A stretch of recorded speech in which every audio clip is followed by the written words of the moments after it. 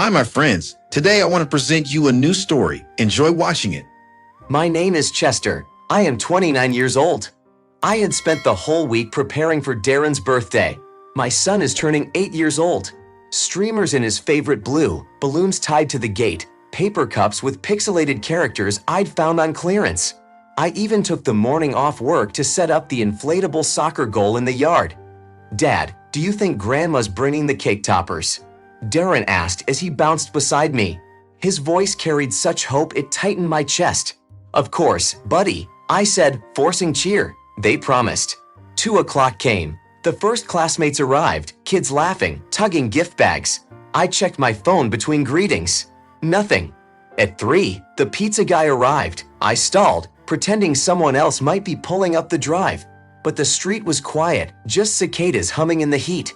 By 4, the table sat crowded with untouched plates I had laid out for my mother, my sister Courtney, my brother Nate. Each chair was an accusation, their emptiness louder than any words. I kept smiling at the kids, handing out slices, but inside, shame burned. When the candles were lit, Darren glanced at the door. "Maybe they're late," he whispered. I knelt beside him. "They'll see the pictures," I said softly, though the lie tasted bitter. He blew out the candles in one breath, frosting clinging to his lip. The other children clapped, but his eyes searched the empty space where family should have stood. At 3:14, my phone buzzed. A message from Mom. "Don't be dramatic, it's just a kid's party." I read it twice as if the words might change. My throat tightened, heat stinging behind my eyes. I ducked into the kitchen, gripped the counter, and scrolled. On Instagram, there they were, grinning around a barbecue table at some country house, glasses raised, captions dripping with hashtags. Hashtag family time, hashtag blessed. My vision blurred. I wanted to smash the phone, to shout. Instead, I wiped my eyes quickly because Darren came running in, face bright. "Dad, come on, they want you to play goalie." I looked at him, so small, so hopeful, and something inside me split. I pasted a smile on my face and followed him back out, but every empty chair stayed with me, like a scar carved into that day. After the party, when the balloons hung half deflated and the yard was silent again, memories rose like ghosts. It wasn't the first time they had chosen themselves over me, or over Darren. I remembered 21, my sister Courtney crying because her new dance studio website had crashed. "Chess, please, I'll lose clients." I stayed up 2 nights rebuilding it. She promised to pay me back. She never did. Then Nate's DUI, 3 in the morning, phone ringing. "Bro, I can't call Mom. Can you come?" I drove across town, bailed him out, covered the lawyer's retainer. He thanked me with a pat on the back and silence afterward. And Mom, rent overdue, utilities shut off. "You're the man now, Chester," she said, pushing bills across the table like poker chips. I swallowed my pride, worked doubles, and paid them all. But when Darren needed new cleats for soccer, no one asked, "Can we help?" When his school trip came, no one offered a dime. He was invisible to them, the way I had been invisible when I wasn't useful. One night, after tucking Darren in, I sat at the kitchen table staring at my checkbook. My hands trembled. I whispered into the dark, "Why am I never enough unless I'm paying?" The question cracked something inside me. Courtney had once said, when I hinted at feeling used, "Don't be so sensitive. Family helps family." But family had left Darren's birthday chairs empty. Family had laughed over barbecue while my son blew out candles alone. I pressed my palms into my eyes until hot tears slipped through. Darren stirred in his room and mumbled, "Love you, Dad." That single phrase stitched me back together, even as I fell apart. I knew then I couldn't carry them forever. The weight was crushing both of us. A week after Darren's birthday, while I was folding laundry, my phone chimed. A family group chat notification. I almost ignored it, my chest still raw from silence, but curiosity won. The message blazed across the screen. Important. RSVP for Esther's Sweet 16. Attached was a glossy PDF. Lavender borders, golden script, photos of chandeliers, and an ice sculpture mock-up. My eyes dropped to the bottom line, $1,600 per person. I blinked, surely a typo. Then I saw it. Under gold sponsors, my name, Chester Graham. I hadn't agreed, hadn't even been asked.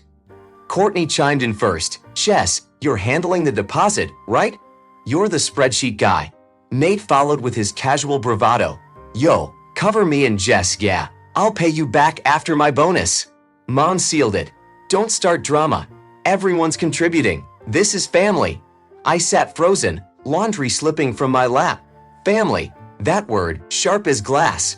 Where had family been when Darren sat scanning the door on his birthday? I typed slowly, each word heavy. No, I won't pay. Take my name off. 3 dots blinked. Then Mom, selfish, it's just money. Don't ruin Esther's night. My vision blurred, throat tightening. Darren padded into the room, clutching his drawing of us holding balloons. Dad, look, us at my party. The paper trembled in my hands. The empty chairs in his crayon world cut deeper than any words. I opened my banking app, sent Mom $5 with the note, congratulations. Then I changed the locks on our house that evening, the final click like a seal on a decision I should have made years ago. When their calls lit up my phone, I blocked them. Silence followed, sharp and clean. For the first time, the weight wasn't on my shoulders. But peace was brief. Retaliation was coming. I could feel it, like storm clouds gathering at the edge of the horizon. 2 nights after I blocked them, the knock came. Heavy, official. I peeked through the curtain. 2 police officers on my porch, their cruiser's lights painting red against the siding.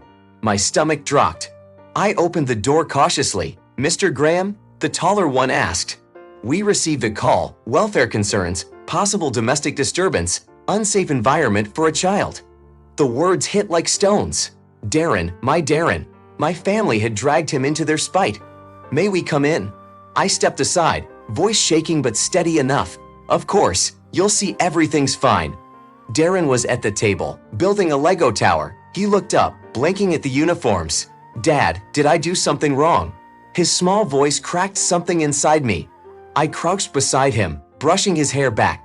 No, buddy, not you, never you.